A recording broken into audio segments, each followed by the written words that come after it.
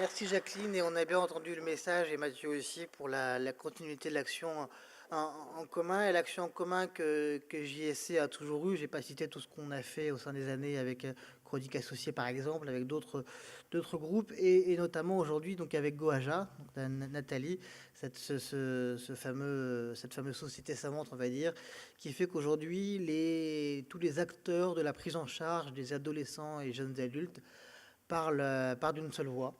Voilà, Hugo Aja en est le porte-voix. Donc Nathalie Gaspard de l'Institut Gustave Roussy va nous en parler. Merci. Bonjour. Donc d'abord, je voulais juste vous dire que je suis là pour parler pas en mon nom, mais en nom du docteur Brugière, qui est la présidente de Goaja, et sans qui probablement cette association n'aurait jamais été créée. Comme vous l'a dit Damien, c'était difficile que les oncologues pédiatres et les oncologues adultes se parlent. Ça l'est moins maintenant, grâce aux actions de l'INCA, de la Ligue et surtout de JSC, qui a enfin réussi à faire comprendre à tout le monde qu'il fallait les écouter. Cette association, elle a été officiellement créée le 10 mai et ça a soulevé un enthousiasme auquel même nous, on a été surpris. Compte tenu des difficultés qu'on voit dans la prise en charge au quotidien, on ne pensait pas qu'il y aurait un tel enthousiasme et on en a vraiment été extrêmement heureux. Et j'espère vraiment que ce sera un avenir très brillant pour cette association. Elle est composée à la fois de personnes venant du monde pédiatrique, de personnes du monde adulte.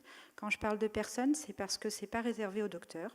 C'est vraiment une association qui est là pour les soignants au sens large, mais aussi pour les patients. Et c'est pour ça que très logiquement, on a inclus JSC dans la formation de ce groupe. Ça nous paraissait absolument essentiel pour réfléchir sur tous les thèmes que vous avez cités tous depuis tout à l'heure. Que ce soit à la fois la prise en charge médicale adaptée à ces jeunes, mais également toute la prise en charge psychosociale, en partant du moment où on leur annonce le diagnostic, pendant tout le traitement, et même jusqu'à après les traitements. Et ce que je trouve assez symbolique, c'est que la première étude qui va probablement venir du groupe Goaja est une étude qui va être pas sur le traitement en soi, mais plutôt sur qu'est-ce que vous devenez après. Comment vous faites pour vous réinsérer quand vous allez à l'école, pour ceux qui sont encore en âge scolaire, et comment vous faites pour vous réinsérer dans le travail quand vous devez reprendre un travail, voire même en débuter un, parce que pour certains d'entre vous, la maladie est survenue au moment où vous deviez commencer tout juste votre insertion dans la vie professionnelle. Donc je trouve ça assez symbolique que cette association commence par une étude de ce type-là, et je trouve que c'est vraiment parce qu'on entend la voix des jeunes, je trouve que c'est extrêmement important. Quand je vous écoutais parler, je me suis demandé ce que moi je faisais en 98 et ce que je faisais il y a 10 ans quand JSC a été créé. Et alors ce qui est très rigolo, c'est que c'est vraiment des étapes clés pour moi aussi. En 98, c'est la première fois où en tant que jeune interne de pédiatrie, je mettais les pieds dans un service d'hématologie. 2001, enfin 2000, 2001, 2002, la création de JSC, c'est la première fois que je mettais les pieds dans une unité pour adolescents à l'Institut Gustave Roussy. Et donc c'est vraiment très, comment je vais dire, très émouvant de voir que, en fait, pour moi, ces étapes-là, c'était des moments où vous commenciez à vous faire entendre. Et pour moi, c'était évident qu'il fallait écouter les jeunes.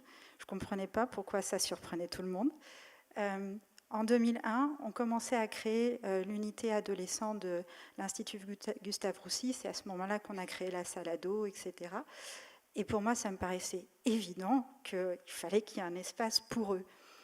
Et donc, je pense qu'on arrive aussi à un moment où il y a des nouvelles générations de docteurs qui sont beaucoup plus ouverts à la fois à la parole du malade et également ouverts à leurs collègues au sens large et qui sont moins